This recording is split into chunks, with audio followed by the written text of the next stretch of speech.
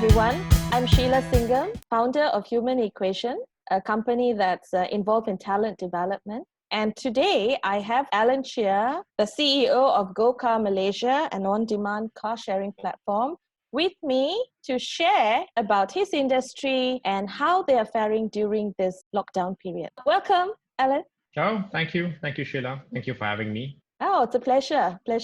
So, can you just give us a brief summary about GoCar? I'm not sure if everybody has heard about it yet. Well, GoCar started as an on-demand car sharing platform where you actually can register, book, unlock, and access a car through an app, which then it plugs into the existing transportation ecosystem together with ride-hailings, with public transportation that completes the entire urban mobility segment. So what we do is that we allow you to pick up a car from point A, return it to point A, or we allow you to pick up a car too from point A all the way to point B. And then we have subscription model where you can take the car for short term. We have a leasing model where you're allowed to take the car for long term. So it's basically fulfilled as an option to various needs of vehicles. So how has this lockdown impacted your business model, and how have you adapted to the current situation? Well, we adapted in two ways, right? One is that we're more than happy for people to stay home, which means that our revenue definitely has dropped more than 60-70%, right? Because no one is traveling. We still have regular users, but that's not enough to cover the cost of running the entire business model. So on the business side, the key focus right now is basically to stop the cash from flowing outwards. We monetize on existing inventory. We negotiate with partners on payments, installments. We request for full waivers on certain contracts or property rentals. What else? We stop all non-time sensitive purchases, laptop services, online services. And of course, last but not least, we have to freeze some of the hiring for now. We're still hiring for essential services. The second exercise that we have done right now is that we restructure how we measure our key metrics now. We look into existing values for existing customers. We look at values for users during this entire lockdown. And then, of course, acquisition of new users, because now is the best time to look in acquisition because everyone's at home. They'll basically look into their online digital platform. So especially MCO has taught people the value of isolated traveling, where it's more safe to be able to travel in an isolated vehicle, apart from doing a public transportation, unless they come up with measures that allow people to be safe from each other. Then we have started GoCar for delivery. We realized that there's a gap when it comes to delivery for logistics, because one is either the big lorries or the motorbikes. So we have users that's now using us to do delivery in our Almeras, because the boot space for our Almera is amazing, right? It can carry golf bags and a lot of bags, actually. We have tried it and tested it. So that's what we have been doing to adapt to the current situation, actually. That's great. So speaking about, the second way that you have adapted, the first one is clearly for business continuity and sustainability. And the second one looks like an innovation that has arisen out of needs. So tell me, moving forward, would you be continuing that strategy after the lockdown moving forward? It's hard to say. So we will need time to see when the lockdown lifts and what is the direction going forward for some of the new services and the values that we have created. Because the core product has always been transportation. So now what we're just putting a layer of logistics on top of the transportation part. So once it lifted and we have enough data to prove that the model actually works, then why not? We can expand a few more layers. It's interesting, isn't it, Alan, that, many companies out there in lockdown, they have just like overnight, innovated and adapted.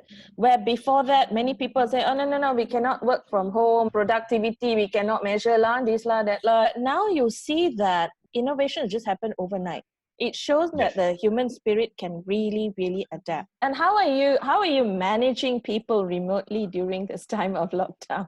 Well, thankfully, when we built the team since a couple of years back, we always have been rather casual about how we report to work. We are more than happy for them to work from home, work from a cafe or anywhere, as long as you can be contacted, as long as you fulfill all the weekly metrics. So it always has worked for us. So the one thing we have to be sensitive about is you must follow back the exact routine that you have back in the office. The weekly meetings, the weekly scrums, the daily catch-ups, all these must happen, even though you're at home. And I would imagine that your organization is not very hierarchical, right? No, we try not to be. As much as we try, there will be some hierarchy, but we are trying to eliminate as many layers as possible. Having said that, do you believe that flatter structures actually promote more innovation, interaction, ideation from your teams? Of course, right? It's like a power distance. Sometimes when we are the CEO, we might be too far removed from what's happening on the ground. And when you create too many layers of that happening, by the time the information comes back to me, Chinese whispers might happen, time delay Yes. might happen. So, then for us to act on it, it takes time to go back to the same channels again. We managed to eliminate those layers. Of course, we can ideate faster, we can move faster, direction flows better, information flows, more smoothly and more effectively. So I always believe a flatter organization is something that we should strive for. We still understand there must be certain hierarchy and certain processes in place, but we try our best. How can we eliminate the power distance actually? And I think that's something that many organizations will actually have to look into at this time, because if there is a need when people are under lockdown, not knowing what the future is going to be like. Exactly. It's always great, right, to have that interaction with the CEO. Even if you can't talk to 1,000 employees, a video being sent out every time the lockdown is renewed, it would be a really fantastic strategy. Yeah. Correct.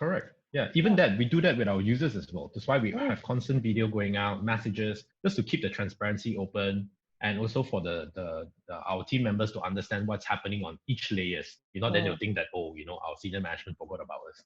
Do you have any words of encouragement to offer other entrepreneurs and organizations going through challenges during this time?